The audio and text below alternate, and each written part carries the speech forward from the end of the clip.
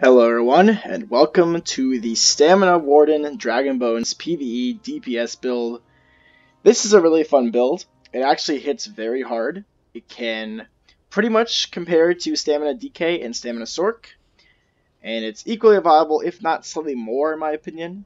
So yeah, this is definitely usable in trials, dungeons, anything like that. Let's get into the skills, the gear, the rotation, the CP, and why this build is as strong as it is. Alright, so for starters, like almost every class, you run to one mechanical acuity. Now, it's a little less strong on Warden compared to, say, Stamina Nightblade because of their passive for crit damage, or Stamina Templar for the same reason. But this is still basically the strongest that you could run in this class. If you don't want to run this, perhaps you need to support your group. You could run Night Mother's Gaze, Thunder Flame, but I still think Mechanical Acuity is the best, especially since usually Thunder and Night Mothers are covered, but if you are that buff holder, then you'd obviously wear that instead. We have the Maelstrom's Bow. Just like every stamina setup, you need this bow. You could use the Master's Bow. It's pretty much as good, but have one of these two. If you don't, then a crafted Acuity Bow will do fine. It still won't proc the 5-piece, which we don't want it to do. It will just give you the stamina bonus. So if you're a beginner and you don't have one of these two bows, you can run an Acuity Bow.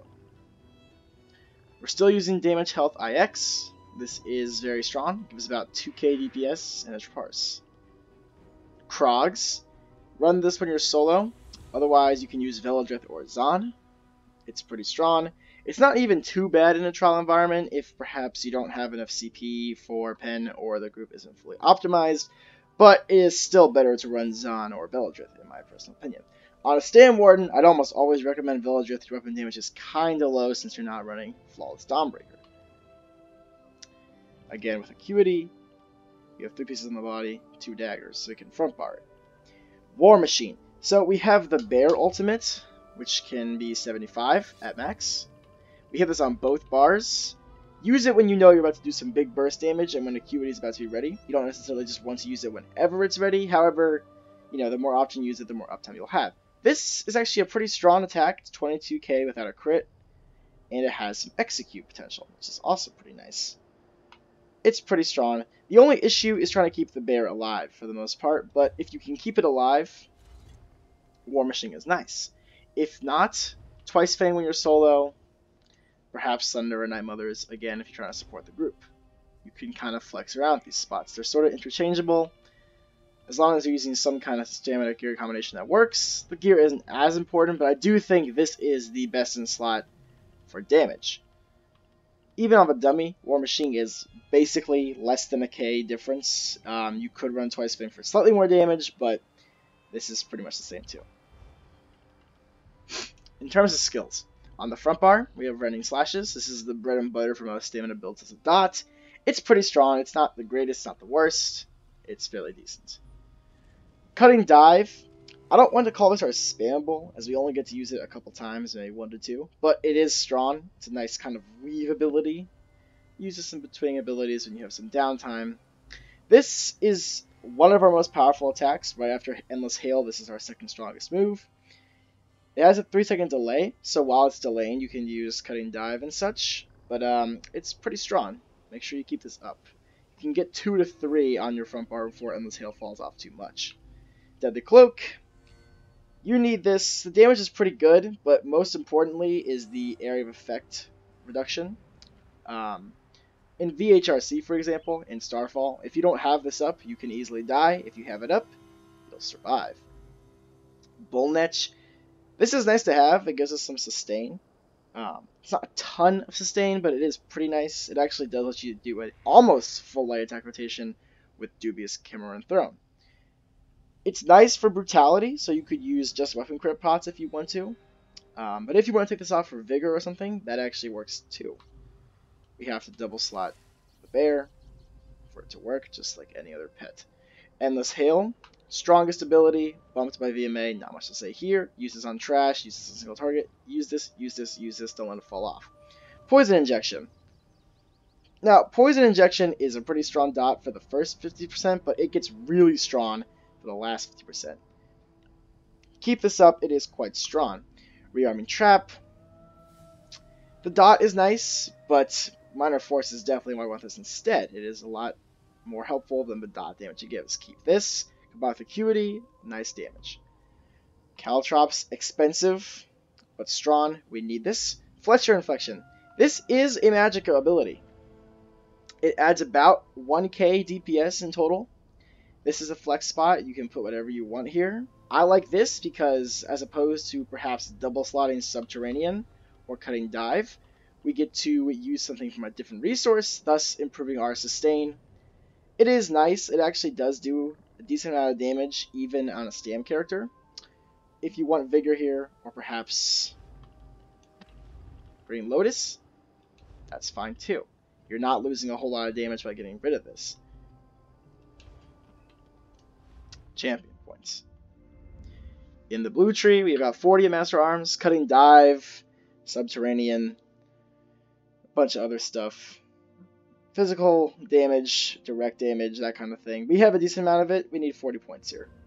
61 Thaumaturge, we have a nice amount of dot abilities, namely Endless Hail, Fletcher Infection, Poison Injection, Razor Caltrops, Rending Slashes. We need all of these to be buffed, so we have 61 to Thaumaturge. We have Mechanical Acuity, so we want a bunch of Precise Strikes. Piercing, this can be lower if you're in a trial. It can actually be all the way down to 20. You don't want to take it really past 30 though. 35 is perhaps the maximum. 48 into Mighty, we have a nice amount of physical, poison, and disease, so this gets a decent amount of points. Green Tree, I like light attack rotations. If you don't, then you don't need as much here. Tenacity, decent amount too, in case we need the heavy attack, which, you know, perhaps we do once or twice a whole fight. The Green Tree, for the rest of it, you can kind of choose. Warlord's available, Shadow Word Tumbling, all of this is kind of flex. Save for all this, you can choose what you want here. These 5 are the most important to focus on, so distribute them as according to the raid leader or to yourself. It's a preference kind of thing. I'm not going to tell you what to use because it's up to you. Buff food. You can either use blue food or Cameron Throw. I actually prefer Cameron Throw. I get pretty much the same damage out of both of them, so it's up to you really. On Parses, this build usually hits about 40k consistently, actually very consistently. But you can use either of these two. Just keep in mind with this food, you use more heavy attacks with this, you use more light attacks. Also important to note, this makes you tankier, this makes you squishier, but it's really just up to you. The health won't make a massive difference. I'm used to using Witch Mother's Brew on Magic and Nightblade, so I run Cameron Throne. I think it is nicer. It lets you worry a little less about sustain. Okay, in terms of rotation, it's kind of odd. Again, it's somewhat of a dynamic rotation. It's also somewhat static. The only thing that gets kind of dynamic is deciding when you have time to use another Sub-Assault or another Cutting Dive on the front bar before a Hail falls off for too long. I'm going to go over the basic rotation. It's pretty easy. So here we go. Start up by getting your Bull Netch out. Get the Cloak up. Drink a potion. Light attack on his Hail. Light attack your main trap. Poison injection. Caltrops. Fletchers. Swap. Assault. Slashes. This again. Alright, so that was very sped up. I just wanted to show you what it kind of looks like in a little bit of action. Now I'm going to break it down slower. We'll do this without the bear, because I just would prefer to do it. Well, actually, yeah, we'll do it with the bear. Alright. So, the bear you want to remember to use when you know Acuity is going to proc, because it will proc War Machine for us. So, light attack, Endless Hail, light attack, Rearming Trap, light attack, Poison Injection, light attack, Caltrops, light attack, Fletcher Infection, light attack, bear, Sub-Assault, Slashes, Dive. Now, because I took a little longer and slowed that down, Hail fell off. What you would do here after that initial portion is use Assault again, reapply Deadly Cloak, if you need to, reapply Bull Netch, and if you can, this is where it's a decision-making time. If you can, use another Sub-Assault, and even possibly another Cutting Dive. and then Barswap. It is actually okay for Hail to fall off for 1 second. If you can squeeze in a cut and dive or never sub-assault, it actually is worth the damage trade-off. Once again, I'll repeat this orally without showing you. It's with light attacks in between everything, Endless Hail, Poison Injection, Rearming Trap, Caltrops-Fletcher Infection, Bear if it's ready, Swap, Sub-Assault, Rending Slashes, Cutting Dive. It's decision time. Sub-Assault again, Deadly Cloak, reapply if necessary for Bull Netch. If you can, use Never Sub-Assault, and if you really can, use Never Cut and Dive, and then Barswap to repeat. It's not too difficult, just make sure you kind of keep track of your back bar dots more than anything. If they fall off, you do lose some damage, I'm going to show you why. Alright, so I'm going to show you 2 parses, just to show you how close they are. This is with Twice Fang Snake. This is with War Machine. It's literally less than 1,000 damage, so use what you want. Okay, so Endless Hail is our most powerful ability, as pretty much always on the Stam setup. Sub-Assault is our next. It actually does a lot of damage. As you can see, it's our second most powerful ability. Keep this up too. It's pretty important to get 2 to 3 in if you can. Razor Caltrops there. The bear just passively attacking the target did this much damage. It is really strong. It actually does a ton of damage. It's really crazy. The only issue is it has to stay up, but if you can keep it up, it's actually quite strong. Light attack is next. Poison injection, cutting dive, blade cloak, poison weapon. As you can see, did I even have Fletcher? I didn't even have Fletchers for this parse, and it was almost 41k. So you really can use, there's a lot of flex spots here. You don't really necessarily need the bull netch. It is nice to have, but you don't necessarily need it. This was a parse with Flexion Inflection, I think. Right? I have it here. I guess not. Either way, the point is, it's only about a K of damage. And the same goes for Bull Netch. If you can sustain without it, you can change what you want. I recommend this. I think this is probably the highest damage setup, ultimately. You can definitely run Vigor and Green Lotus over Fletcher, though. This is definitely the most flex of the flex spots, okay? So this is by no means necessary to use at all. So you might be asking, compared to a Stam Blade, this seems kind of low. That might be true, but Major Fracture, 87% is pretty good, but Stam Blade has higher with that. It also has Minor Berserk, which is an 8% damage increase. So keep in mind, with combat pair up at least 60% of the time, this could almost match Stamina Nightblade, okay? This is actually a very strong class. If you want to use this, go for it. It is very hard hitting. This can break 40k really easily.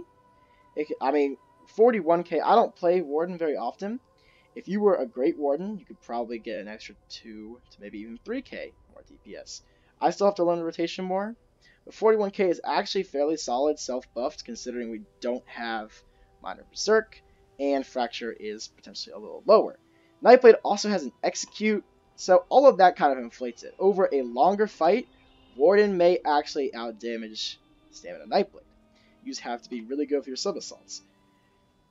Ultimately, people think this is kind of a weaker class. It's really not. This is actually a very strong class. It's possibly the second or third strongest stamina setup, so go for it. Anyway, I hope you've enjoyed this. I'll catch you next time with some more builds for DPS, and eventually I'm going to put out a guide for how to maximize your damage in general. Dynamic rotations, when to put just dots down, and when to put your spammables. I'll see you all next time. Thank you. Goodbye.